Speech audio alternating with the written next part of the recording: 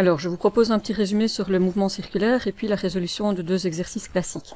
Alors, quand on parle de mouvement circulaire, on peut parler de deux types de mouvements. Soit le mouvement est circulaire et uniforme, ce qui veut dire que la grandeur de la vitesse ne varie pas. Soit le mouvement est circulaire, mais il n'est pas uniforme. La norme de la vitesse varie. Alors, quand on a un mouvement circulaire uniforme, le vecteur vitesse varie seulement en direction et pas en grandeur. Et pour que le vecteur vitesse varie seulement en direction, il faut une accélération qui soit perpendiculaire au vecteur vitesse, et donc on dit souvent de cette accélération qu'elle est normale. Rappelez-vous que par ailleurs, comme l'accélération est normale, elle pointe aussi vers le centre du mouvement, et on peut dire de l'accélération qu'elle est également centripète, et la norme de cette accélération centripète est toujours donnée par v carré sur r. S'il n'y a au total qu'une force résultante qui donne une accélération parfaitement normale, le mouvement est donc circulaire et uniforme.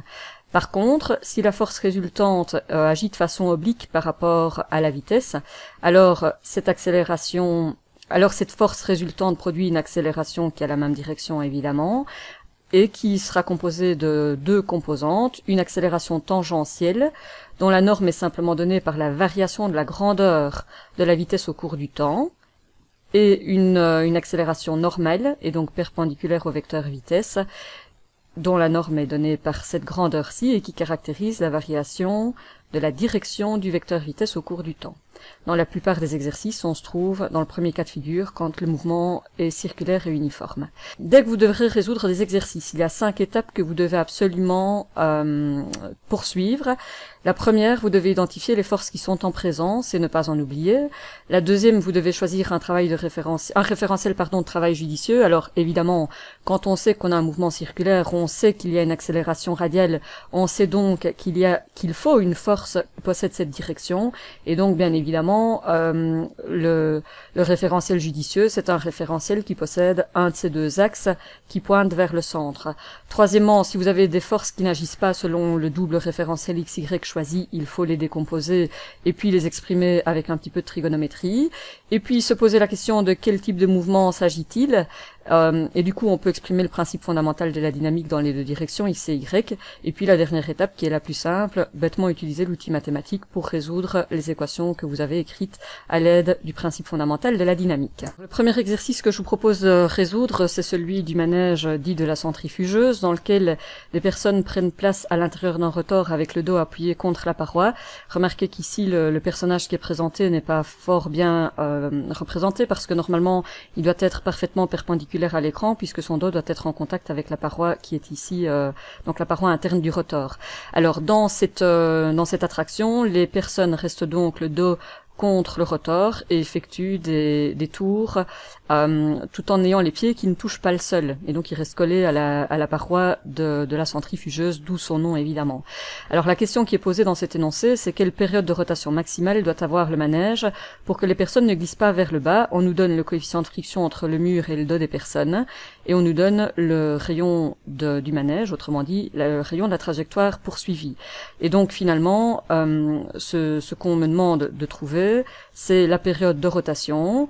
La période de rotation, c'est donc grand T, c'est le temps nécessaire pour accomplir un tour complet de manège, à ne pas confondre avec la même lettre qui est utilisée quand il y a des fils tendus et qu'on parle de force de tension. Cette période de rotation est évidemment liée à la vitesse tangentielle du bonhomme, puisque avec sa vitesse tangentielle, il va parcourir le tour complet, c'est-à-dire un périmètre, 2 pierres, en un temps caractéristique, c'est-à-dire en une période.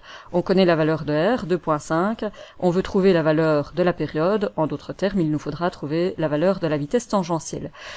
Alors, la première étape dans les exercices, comme je le disais dans la dia précédente, c'est d'identifier la masse sur laquelle on doit travailler, et d'identifier toutes les forces qui agissent sur elle. Ici, on me demande que la personne ne glisse pas, et donc évidemment, le corps que je vais étudier, c'est le bonhomme qui a le dos posé contre le mur, la paroi interne du rotor. Alors, la première force à laquelle on doit toujours penser, c'est la force poids, qui agit bien sûr toujours vers le bas, et dont la norme vaut la masse fois le facteur gravifique. La deuxième force, pour l'identifier, il suffit de se poser la question suivante: qui touche le personnage? Bien évidemment, comme le personnage prend appui sur le rotor réagit sur le personnage avec avec une force qui est dite normale, puisqu'elle est perpendiculaire à la surface d'appui. Troisième force, c'est toujours la même question, qui touche le personnage. Alors celle-là, on l'identifie plus difficilement parce que c'est moins flagrant, mais l'énoncé peut nous mettre sur la voie puisqu'il nous donne un coefficient de friction. Comme le bonhomme ne touche pas, enfin ses pieds ne touchent pas le sol, il a tendance à glisser le long de la paroi, et donc il y a ces fameuses petites forces électriques qui sont des petits bras imaginaires qui vont retenir le bonhomme vers le haut. Et donc on sait qu'il y a une force de frottement statique puisque le bonhomme ne glisse pas encore, et on sait que cette force de frottement possède toujours la direction du glissement, c'est-à-dire ici verticale, et toujours de sens opposé au glissement, c'est-à-dire qu'ici le glissement se ferait vers le bas, et donc ces petits bras imaginaires vont agir vers le haut. Donc la force de frottement statique est comme ceci. Alors qui d'autre peut toucher le bonhomme? Il n'y a plus personne d'autre, puisque ses pieds ne touchent pas le sol, et donc ce sont les trois seules forces en présence. Alors, deuxième étape, choisir un référentiel judicieux. Alors, on sait qu'on est dans un mouvement circulaire, on sait donc qu'il faudra, pour que le mouvement soit circulaire, c'est-à-dire pour que le vecteur vitesse soit dévié sans cesse, une force qui agit perpendiculairement au vecteur vitesse, c'est-à-dire vers le centre de la trajectoire. Et donc, bien sûr, on va choisir le premier référentiel, le long du centre, et puis ça fixe d'office la direction du deuxième référentiel qui doit être perpendiculaire. Bonne nouvelle dans cet énoncé, toutes les forces, les trois forces en présence, agissent parfaitement soit selon la direction Y, soit selon la direction X, et du coup on ne devra pas décomposer de vecteurs, et on n'aura donc pas besoin de trigonométrie pour résoudre cet énoncé. L'étape suivante, c'est d'exprimer le principe de direction le long des deux référentiels, et pour ça, il faut se poser la question suivante. Le long du premier référentiel, quel est le type de mouvement? Le long du premier référentiel, puisqu'on me demande que le bonhomme ne glisse pas vers le bas, il n'y a absolument aucun mouvement. Comme il n'y a aucun mouvement, il n'y a pas d'accélération, et donc la somme des forces le long de ce référentiel doit être nulle. Quelles sont les forces qui agissent le long de ce référentiel? On a la force de frottement statique qui agit vers le haut, c'est-à-dire dans le sens du référentiel, et donc sa composante scalaire est positive. Et puis il y a le poids qui agit dans le sens opposé du référentiel, et donc sa composante scalaire est négative. Et on sait que la norme du poids c'est m fois g, donc on se retrouve avec cette relation-ci. En d'autres termes, on peut exprimer que la grandeur de la force de frottement statique doit être, dans ce cas, égale à la valeur du poids. Alors ici, quand on parle de force de frottement statique, vous savez que c'est un peu embêtant parce que on n'a pas de formalisme pour donner une valeur à la force de frottement statique, sauf quand cette force de frottement statique atteint sa valeur maximale. Et ici, c'est le cas parce qu'on me demande la période de rotation maximale. Autrement dit, on est vraiment sur le point de laisser le bonhomme glisser, on est vraiment dans une condition limite. Donc, on peut se poser à la limite du glissement. Et à la limite du glissement, la force de frottement statique atteint sa valeur maximale. Et ça, c'est une bonne nouvelle pour les résolutions d'exercices, parce que du coup, on en possède un formalisme qui dit que c'est tout simplement le coefficient de friction statique fois la réaction normale. Et donc, on peut remplacer la valeur de la force de frottement statique maximale par μs fois n. Et donc on obtient une relation supplémentaire qui nous dira le coefficient de friction qui est connu fois n doit être égal au poids. Alors on ne connaît pas la valeur de la réaction normale, on ne connaît même pas la valeur de la masse des personnages, on connaît le facteur gravifique, mais donc pour l'instant on ne sait pas utiliser cette relation. Donc on utilise le deuxième axe et on vient voir le type de mouvement le long du référentiel X.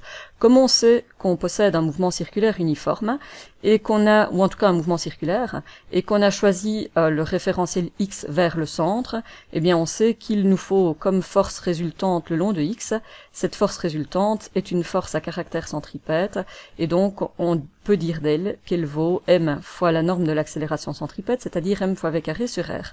Alors quelle est cette force résultante le long du référentiel X? C'est très simple, il y a une seule force, qui est la réaction normale, donc la résultante, c'est la valeur de cette réaction normale, qui a le même sens que le référentiel, et donc sa composante scalaire est positive. Donc on se retrouve avec n égale m fois v carré sur r. C'est la deuxième relation. Je peux donc prendre cette relation-ci et l'injecter dans la première. Je peux remplacer la valeur de n par m fois v carré sur r. Ce qui nous donne donc μs fois n, c'est-à-dire fois m fois v carré sur r, est égal à mu s fois n est égal à m fois g. M fois g. On ne connaissait pas la masse de la personne, et c'est heureux parce qu'elle peut se simplifier, et plus fondamentalement c'est heureux également, sans quoi on devrait gérer la masse des touristes qui peuvent entrer dans l'attraction et celle de ceux qui ne peuvent pas, donc c'est un problème qui est tout à fait indépendant de la masse. Et donc, comme on veut identifier, nous, dans un premier temps, la vitesse tangentielle pour avoir accès à la période, on va dire que v carré est égal à g fois r sur mu s, et donc v est égal à la racine carrée de ceci, et v, c'est aussi, puisque c'est la vitesse tangentielle, c'est le périmètre qui est parcouru pendant un certain temps. On peut donc en déduire que la période qui est recherchée est donnée par 2πr fois l'inverse de cette fraction-ci, puisqu'elle doit passer de l'autre côté du signe égal, c'est-à-dire mu s fois g, sur g fois r, le tout sous une racine carrée.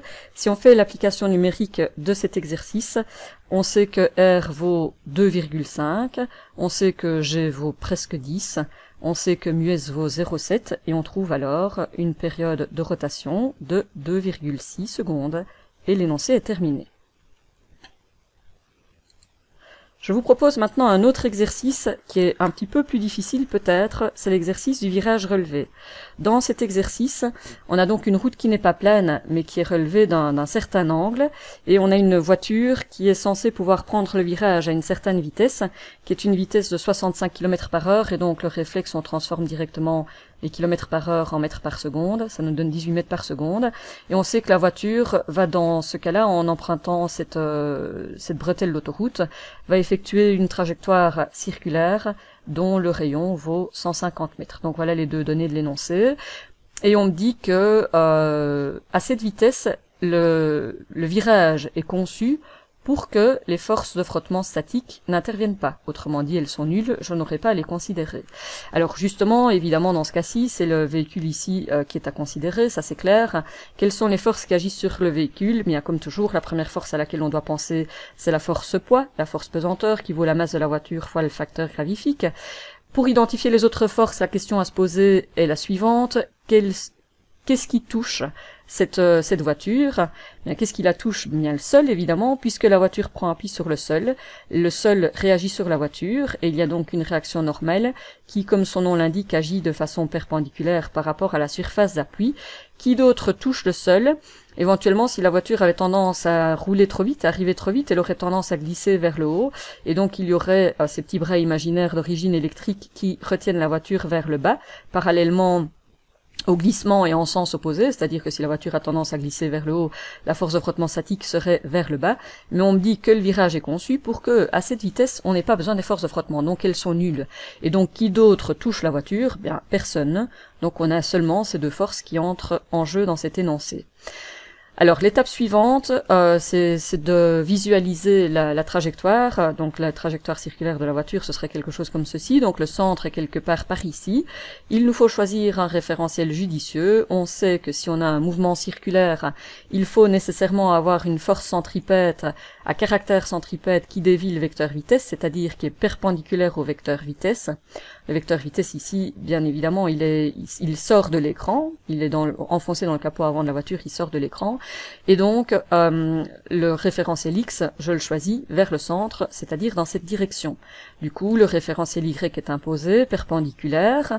Le fait que la réaction normale soit dessinée ici au niveau du point de contact m'embête un petit peu pour faire l'analyse de mes forces. Donc je vais simplement la déplacer sans en changer la direction, et je viens la mettre ici, ce sera plus simple. Et puis en observant les deux forces, ici je remarque que contrairement à l'exercice précédent, la force poids agit le long du référentiel Y, donc ça c'est parfait. Par contre, la réaction normale agit juste entre les deux référentiels. Ça veut dire qu'elle possède une composante le long de X, que je dois dessiner, une composante le long de Y, que je dois dessiner également. La composante le long de X, comme c'est la composante horizontale de la force normale, je l'appelle N indice X, tandis que l'autre composante, je l'appelle N indice Y. Ce qui veut donc dire que dans cet énoncé, je peux momentanément oublier la réaction normale et la remplacer par Nx et Ny. Toutefois, si j'avais travaillé avec N, je n'avais qu'une inconnue. Si je travaille avec Nx et Ny, j'ai l'impression d'avoir deux inconnues. Et donc il faut absolument toujours exprimer les deux composantes en fonction de n à l'aide de la trigonométrie. Alors comment fait-on? En fait, ce virage est relevé d'un angle que je peux appeler l'angle θ. Cet angle, où le retrouve-t-on? NY agit dans cette direction-ci, donc est perpendiculaire à ce côté-ci, tandis que N, par définition, qui est une force normale, est perpendiculaire à ce côté-ci. Et donc nécessairement, je retrouve l'angle θ entre NY et N. Du coup, ici j'ai un triangle rectangle, dans lequel on peut exprimer sinus et cosinus. Si j'exprime cosinus θ, l'angle droit étant ici, l'hypothèse, c'est n, et donc cosinus θ, ce sera ny sur n. Et donc du coup, ny est égal à n, donc je le note directement, ny est égal à n fois cos θ. Par un raisonnement similaire, on pourra dire que sinus θ, c'est le côté opposé, c'est-à-dire que nx, je peux le translater et venir le mettre ici au-dessus, c'est le petit côté du rectangle en fait, et donc du triangle rectangle ici. Sinus θ, c'est donc nx sur l'hypoténuse, nx sur n, et donc je sais également que nx est égal à n fois sinus θ. Alors, une fois que j'ai ceci, je peux exprimer le principe fondamental de la dynamique le long des deux référentiels. Que se passe-t-il le long du référentiel y? Comme on a un mouvement circulaire, on sait qu'on doit avoir une force résultante qui possède un caractère centripète, mais donc elle va agir le long du référentiel x. Le long du référentiel y, il n'y a pas de mouvement de la voiture, évidemment, il ne se passe absolument rien. Donc il n'y a pas d'accélération le long du référentiel x, et la force y, excusez-moi, et la force résultante le long de ce référentiel est donc forcément nulle. Quelle est la force résultante le long de ce référentiel? Eh bien, les forces qui agissent le long de y sont ny, dans le sens du référentiel et donc avec une composante scalaire positive, et le poids avec une composante scalaire négative puisque le poids est orienté vers le bas et le référentiel y pointe vers le haut. Et la norme du poids, ce sera toujours la masse fois le facteur gravifique est égal à 0, ce qui nous permet de dire que ny, dont on sait qu'il vaut n cos θ, donc je le mets directement, n cos θ est égal à la masse fois g. Voilà la première relation. Dans cette relation, je ne connais pas n, je ne connais pas θ, c'est l'objet de l'énoncé d'ailleurs, c'est de trouver l'angle auquel on a relevé le virage. Je ne connais pas la masse de la voiture, je connais juste le facteur gravifique, donc je ne sais pas en faire grand-chose. C'est pas grave, je viens voir le long du référentiel x. Comme on l'a dit juste avant, comme on sait que c'est un mouvement circulaire et qu'on a pris soin justement d'orienter le référentiel x vers le centre, eh bien on va dire que la somme des forces, enfin que la force résultante le long du référentiel x, donc la somme des forces qui agissent le long de ce référentiel, est une force à caractère centripète et donc va donner à la masse de la voiture une accélération centripète radiale ou normale, dont on sait que la norme vaut v carré sur r. Si on applique cette relation-ci, on se retrouve avec, le long du référentiel x, une seule force, donc c'est très simple, qui agit dans le sens du référentiel, donc sa composante scalaire, est positive, nx est donc égal à m fois v carré sur r. On se retrouve donc avec une deuxième équation, mais si je compare celle-là et celle-là, ici j'ai nx et là j'ai n. On se rappelle que nx, je peux l'exprimer en fonction de n aussi, c'est ce que je vais faire, parce que sinon j'ai une inconnue de trop. N fois sinus θ est égal à m fois v carré sur r. Alors, quand je regarde ces deux équations-ci, ça paraît compliqué à résoudre, sauf si je remarque qu'elles sont toutes les deux écrites vraiment de façon très similaire, n sinus θ, n cos θ. Là j'aurai deux inconnus, sinus θ et cos θ, mais elles contiennent toutes les deux le θ. Et donc je vais prendre cette équation-ci, et si je divise la première équation par la seconde, je vais avoir n fois sinus θ divisé par n fois cos θ. Il ne me restera donc que le sinus sur le cosinus qui est la tangente par définition. Donc au lieu d'avoir deux fois l'angle θ qui apparaît, il n'apparaît plus qu'une fois. Et je dois donc diviser maintenant le membre ici par ce membre-ci, m fois v carré sur r divisé par m fois g. Les m se suppriment évidemment, et il nous reste v carré sur rg. Alors, que connaît-on dans cet énoncé? Eh bien, on connaît la valeur de V, en mètres par seconde c'est 18, on connaît la valeur de R, c'est 150, on connaît le facteur gravifique, c'est 9,81, où on peut prendre 10, et donc en faisant l'application numérique, cette fraction vaut 0,22, et donc on peut d'office en tirer la valeur de θ en prenant arc-tangente ou inverse tangente de 0,22, ce qui nous donne 12 degrés, 3. Et l'énoncé est terminé. Je vous ai donc présenté deux exercices typiques du mouvement circulaire uniforme. Dans le premier énoncé, on ne devait pas utiliser la trigo. Dans le second, on doit utiliser la trico. Rappelez-vous qu'à chaque fois, comme c'est un mouvement circulaire uniforme, on doit prendre soin de prendre un référentiel qui pointe vers le centre, ce qui nous permet d'utiliser cette relation-ci et d'exprimer des équations mathématiques qui peuvent être facilement résolues par la suite. Et donc c'est toujours exactement le même processus à appliquer quand on a des exercices plus complets comme celui-ci. N'hésitez pas à faire un maximum d'exercices dans votre fascicule d'exercices supplémentaires avant de venir à l'interrogation. Je vous souhaite un excellent travail. À bientôt.